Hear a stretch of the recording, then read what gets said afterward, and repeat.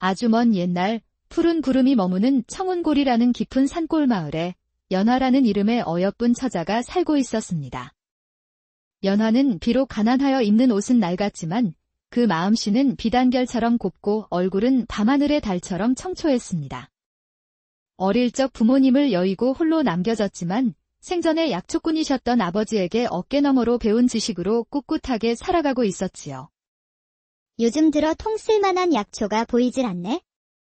오늘은 좀 더 깊은 골짜기까지 들어가 봐야겠어. 연화는 혼잣말을 하며 이슬 맺힌 풀잎을 헤치고 산을 올랐습니다. 그녀의 손은 약초를 캐느라 거칠었지만 그 눈빛만은 언제나 맑고 총명하게 빛났습니다. 넉넉지 못한 형편을 탓할 법도 했지만 연화는 자신의 처지를 비관하기보다 주변의 어려운 이웃을 먼저 돌보는 어진 마음을 지녔습니다. 그러던 어느 수산한 가을날 청운골 깊숙한 곳에 자리한 낡은 주막에 한 병든 나그네가 찾아왔습니다. 그는 뼈만 앙상하게 남은 몸에 꺼져가는 촛불처럼 위태로운 숨을 몰아쉬며 금방이라도 쓰러질 듯 보였습니다. 잦은 기침 소리가 밤의 정적을 갈랐습니다. 그의 행색은 남루했지만 그 곁에는 윤기가 자르르 흐르는 튼실한 어미소와 그 뒤를 따르는 귀여운 송아지가 있었습니다. 주인장 계슈? 몹시 쇠약한 몸이라 하룻밤만 묵어갈 수 있겠소? 나그네의 목소리에 주막 주인이 밖을 살피며 탐탁지 않은 표정으로 물었습니다. 그의 눈빛은 교활하게 번득이고 있었지요. 기침이 심한 걸 보니 몸이 말이 아니구려. 그런데 그 성치 않은 몸으로 어찌 이 험한 산길을 오셨소? 옆에 있는 소들은 또 웬 것이오? 나그네는 희미한 미소를 지으며 같은 기침과 함께 자신의 기구한 사연을 털어놓았습니다. 내 오랜 폐병으로 조선 팔도에 좋다는 약은 다 써보았으나 아무 소용이 없었소. 이제 마지막 희망으로 산삼이라도 구해 먹어볼까 하여 내 마지막 남은 재산인 이 송아지를 팔러 장터에 가는 길이오. 산삼이라. 참으로 딱한 사연이구려. 소를 팔아 산삼을 사시겠.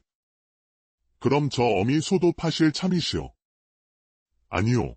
저 어미 소는 다른 양반 댁의 소를 내가 세경을 받으며 잠시 돌봐주는 것이오. 내 팔려는 것은 이 작은 송아지뿐이오. 주막 주인은 입술을 비죽이며 어미소와 송아지를 탐욕스러운 눈으로 번갈아 보았습니다. 아하, 그렇구먼. 그런데 나그네께서는 그 귀하디귀한 산삼이 어찌 생겼는지는 아시오. 부끄럽게도 내 평생 산삼 구경 한번 못 해보았소이다. 그저 소문으로만 들었을 뿐이지. 나그네는 소들을 마당 한편에 묶어놓고 정성껏 풀을 베어다 먹이며 지극정성으로 돌보았습니다. 그 모습을 지켜보던 주막 주인의 얼굴에 의미심장한 미소가 떠올랐습니다. 그는 슬며시 부엌으로 들어가 아내와 무언가를 한참이나 속삭였습니다. 어둠이 짙게 깔린 초저녁, 주모가 저녁상을 차리느라 분주할 때였습니다. 갑자기 주막의 낡은 살인문이 벌컥 열리더니 주막 주인이 덩실덩실 춤을 추며 들어왔습니다. 신봤다. 세상에 이런 일이. 여보, 이리 좀 나와 보시오. 내가 산삼을 캤소. 그의 고함에 놀란 주모가 황급히 뛰어나왔습니다. 아니, 여보. 그게 무슨 소리예요? 산삼이라니요. 당신이 산삼을 캤단 말이에요? 그렇다니까. 뒷산에 버섯이나 따러 갔다가 이 귀한 것을 발견했지 뭐요. 우린 이제 고생 끝났소. 부부는 어린아이처럼 서로를 얼싸안고 펄쩍펄쩍 뛰며 기뻐했습니다. 그들의 얼굴에는 순수한 환희가 가득했습니다. 산삼이라. 참말로 산삼이란 말이요. 주인장, 횡재하셨구려. 나도 그 귀한 것 구경이나 한번 합시다. 툇마루에 기대 앉아있던 나그네도 몸을 일으키며 말했습니다. 그의 목소리에는 간절한 호기심이 묻어났습니다. 주막 주인은 으스대며 망태기에서 산삼을 꺼내 보였습니다. 자, 이것 좀 보시오. 이 영롱한 자태를. 약초상에게 물어보니 자그마치 100년은 묵은 것이라 하지 않겠소. 만병통치약이 따로 없지. 주인의 자랑에 나그네의 눈빛은 산삼에서 떨어질 줄 몰랐습니다. 그 눈에는 희망과 절망이 교차하고 있었습니다. 잠시 후 주인은 호미를 들고 마당으로 나가더니 보란듯이 산삼을 땅에 심고는 소쿠리로 살포시 덮어두었습니다. 마치 나그네가 보기 좋게 차려놓은 밥상 같았지요. 내일 날이 밝는 대로 장터 약재상에게 가서 제대로 값을 받아야겠구먼. 주인 부부는 나그네가 들으라는 듯 큰 소리로 말하며 안방으로 들어갔고 나그네는 툇마루에 앉아 한참이나 그 산삼을 멍하니 바라보았습니다. 그날 밤 나그네는 깊은 잠을 이루지 못했습니다. 거친 기침 소리는 더욱 심해졌고 마침내 그는 검붉은 피를 토하며 벽에 몸을 기댔습니다. 희미해져 가는 의식 속에서 그는 죽음이 임박했음을 직감했습니다. 어쩔 수 없구나. 남의 물건을 탐하는 것은 나쁜 짓이지만 한시가 급하니 내일 날이 밝는 대로 송아지로 값을 치러야겠다. 그는 마지막 남은 힘을 쥐어짜듯 몸을 일으켜 마당으로 나갔습니다. 그리고는 주인이 심어둔 산삼을 망설임 없이 뽑아 입에 넣고 와그작와그작 씹어먹기 시작했습니다. 바로 그 순간 밤의 어둠을 가르고 주막 주인이 뛰쳐나와 그의 멱살을 거칠게 움켜쥐었습니다. 이놈, 내 이럴 줄 알았다. 감히 내 귀한 산삼을 훔쳐먹어. 잠든 줄 알았던 주인이 나타나자 나그네는 깜짝 놀라 힘없이 끌려가면서도 간신히 입을 열었습니다. 주인장, 죽을 죄를 지었소. 산삼 값으로 내 송아지를 드릴 테니 부디 사람 하나 살리는 셈치고 너그러이 용서해 주시오. 어림없는 소리. 이 귀한 100년 묵은 산삼을 고작 송아지 한 마리로 바꾸자고. 안 되겠다. 이놈의 어미 소까지 내놓아야겠어. 제발 그것만. 저 어미 소는 내 것이 아니란 말이오. 이것마저 빼앗기면 우리 식구들은 길거리에 나앉게 될 것이오. 누가 남의 산삼을 훔쳐 먹으랜. 날이 밝는 대로 관아로 끌고 가 곤장 맛을 보여줘야겠다. 결국 다음 날 이른 아침 두 사람은 산 아래 관아로 향했습니다. 사또 앞에 나란히 서자 사또는 자초지종을 차분히 들었습니다. 마침 그 자리에는 사또의 부탁으로 약초를 전하러 온 연화가 함께 있었습니다. 저런 고약한 자가 있나? 어찌 주인이 있는 귀한 물건에 손을 댈 수 있단 말이냐? 사또의 꾸짖음에 나그네는 사색이 되어 고개를 숙였습니다. 하지만 전후 사정을 듣고 있던 연화의 미간에는 의구심이 드리워졌습니다. 그녀는 조용히 사또에게 다가가 귓속말로 속삭였습니다. 사또 나리, 저들의 이야기를 듣자 하니 어딘가 이상합니다. 100년 묵은 산삼이라면 삼척동자도 그 귀함을 알지요. 그런 보물을 캤다면 안방 깊숙이 숨겨두는 것이 인지상정인데 어찌하여 병든 나그네가 뻔히 보는 마당에 보란듯이 심어두었겠습니까? 이는 필시 나그네를 유혹하기 위한 미끼였을 것입니다. 밤새 숨어서 지켜보다가 나그네가 미끼를 물자 덮친 것이 분명합니다.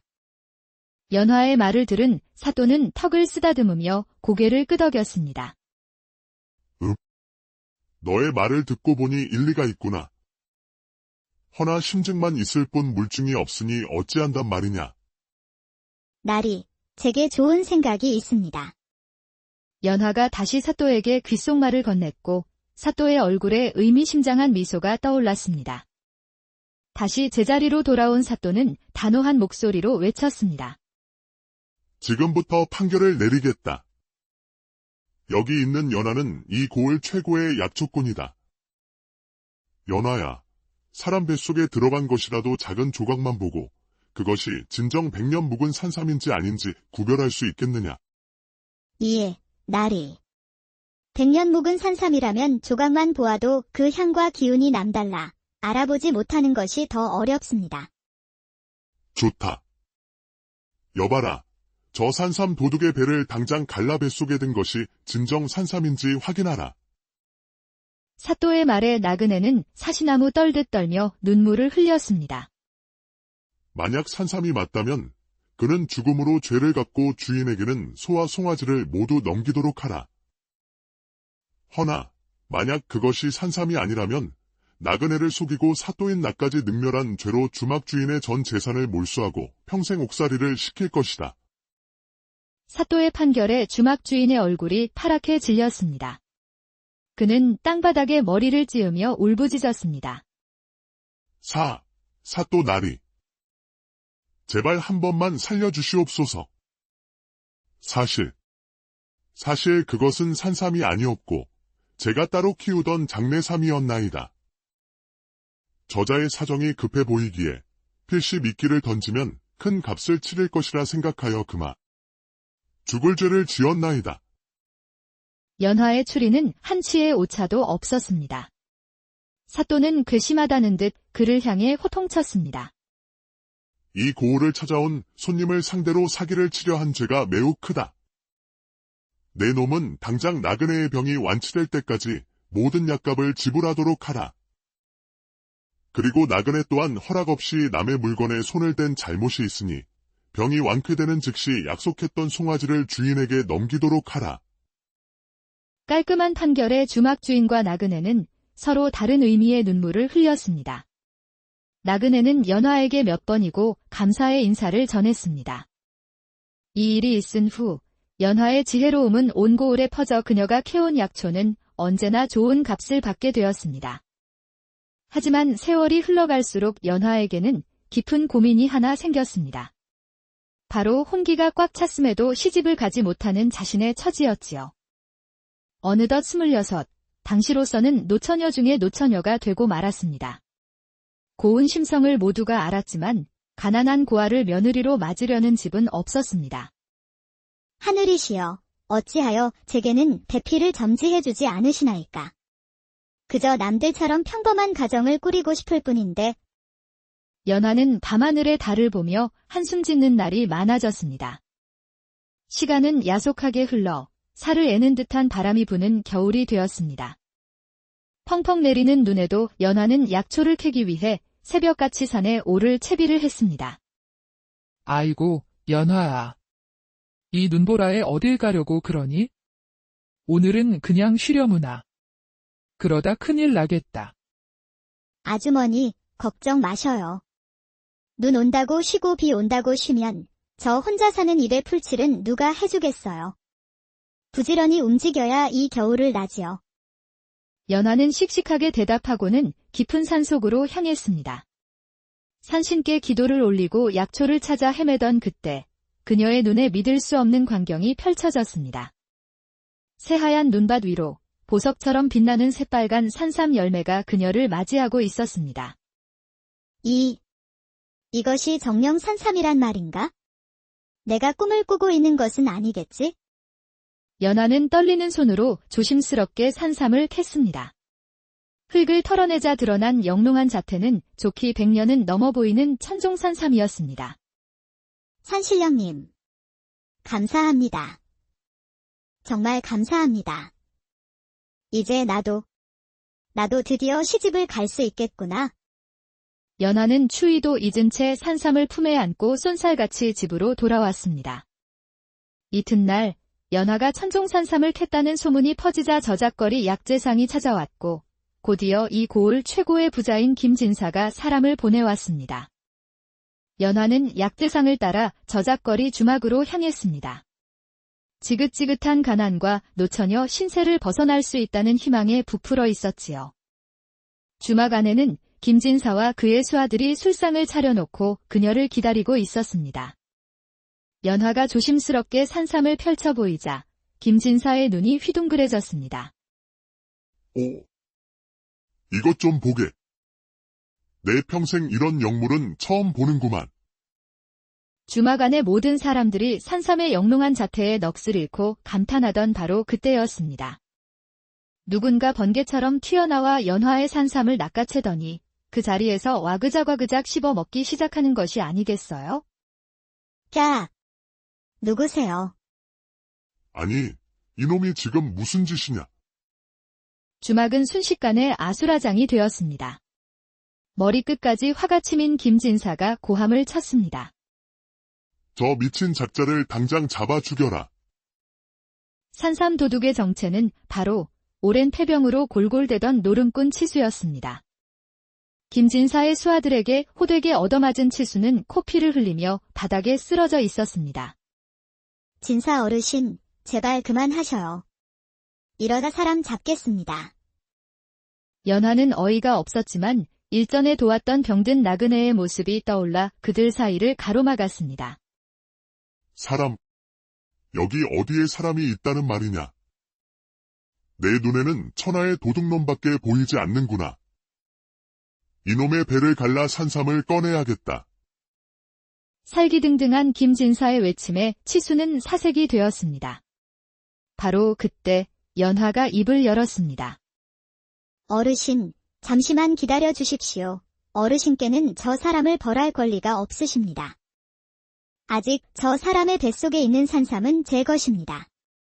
어르신께서는 구경만 하셨지 아직 값을 치르지 않으셨으니까요. 연화의 말에 김진사는 아무 말도 할 수 없었습니다.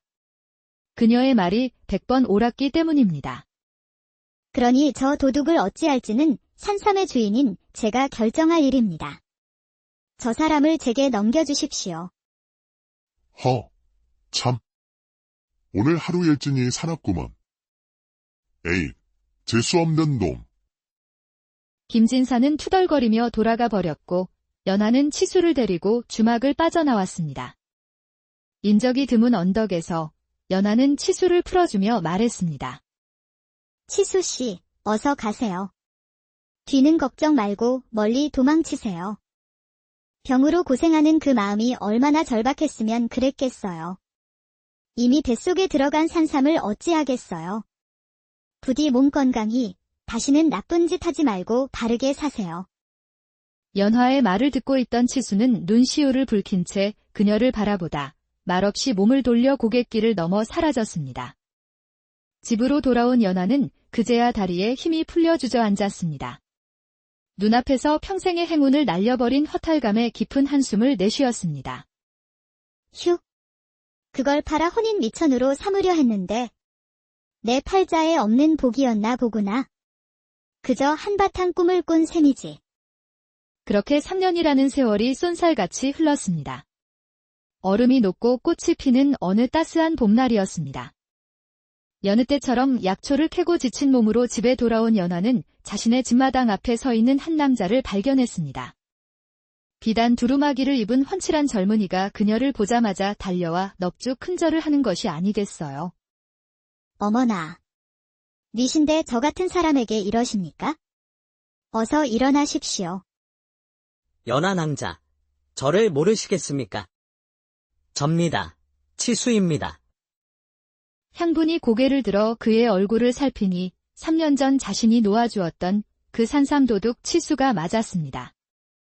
하지만 예전의 병색짓고 꾀죄죄한 모습은 온데간데없고 당당한 풍채의 얼굴에서는 빛이 났습니다. 세상에, 치수씨. 이게 어찌 된 일인가요? 이 모든 것이 다 낭자 덕분입니다. 안으로 들어가 제 이야기를 들어주시지요. 텐마루에 앉아 치수는 그간의 이야기를 들려주었습니다. 그날 연화의 산삼을 먹고 지병이었던 폐병이 거짓말처럼 나았고 몸의 기운이 솟아나자 더 이상 인생을 허비할 수 없다는 생각에 나루터에서 장사를 시작했다고 합니다. 부단히 노력한 끝에 큰 상인이 되었고 자신을 구원해준 은혜를 갚기 위해 이렇게 돌아온 것이었습니다. 그날 낭자께서 저를 놓아주지 않았다면 저는 아직도 길바닥을 헤매는 신세를 면치 못했을 겁니다. 지금의 저는 낭자께서 만들어주신 것입니다. 치수는 다시 한번 깊이 고개를 숙여 감사 인사를 전했습니다. 연화 낭자. 사실 제가 낭자를 다시 찾아온 이유는 비단 은혜를 갚기 위함만은 아닙니다. 치수는 부끄러운 듯 머리를 극적이며 말했습니다. 낭자가 베푼 산삼 덕에 제가 산의 구실을 제대로 하게 되었습니다. 그 덕을 산삼의 원래 주인께 평생 돌려드리며 살고 싶은데 낭자의 마음은 어떠하신지요? 그의 말뜻을 알아차린 연화의 얼굴이 잘 익은 홍시처럼 붉어졌습니다. 그렇게 꽃 피는 화창한 봄날 두 사람의 귀한 인연이 맺어졌고 얼마 지나지 않아 성대한 혼례를 올리게 되었습니다. 착한 심성을 잃지 않고 은덕을 베푼 끝에 마침내 큰 복을 얻게 된 연화는 이후 치수와 함께 아들, 딸 낳고 백년해로하며 행복하게